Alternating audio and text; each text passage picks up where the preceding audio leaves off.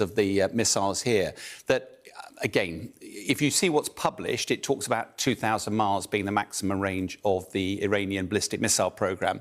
When I was in the military, it was pretty clear that Iran wanted a missile capable of reaching continental United States. And it isn't about just having a bigger missile, because obviously a lot of its flight track is through space, so it doesn't have any drag. But there's lots of complications once you start going long distances. But this distance here, about 4,000 kilometres, as you say, it's over 2,000 miles.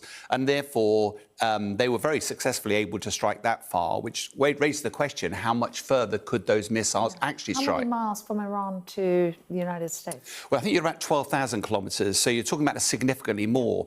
But as I say, actually, it's more about, once you get the missile into space, it's free floated, and then you've got to control it on the way down. So some of it is more about technology than it is about the size of the missiles. And it's been long declared that this was a capability that Iran had up its sleeve. I think what's interesting is the fact that they didn't actually hit their targets. It's also the news this morning seems to be making a big thing about this being a UK base. We have to point out, I think there are less than 100 UK personnel there. It's largely dominated by the United States.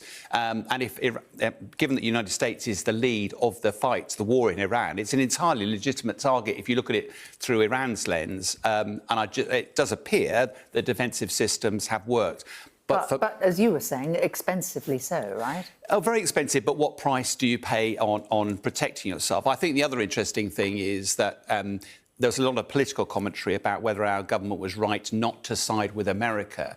And you go, the worry is always that if you do, you become a target. If Iran does have missiles that are capable of reaching the UK, then we would be very worried, because we have no ballistic missile defence capability in this country. And therefore, this morning, rather than being Diego Garcia, which America has been launching attacks from, if we were actually involved in the war, we could be having a missile winging its way to London. We could certainly track it, but we couldn't do anything about it. Interesting.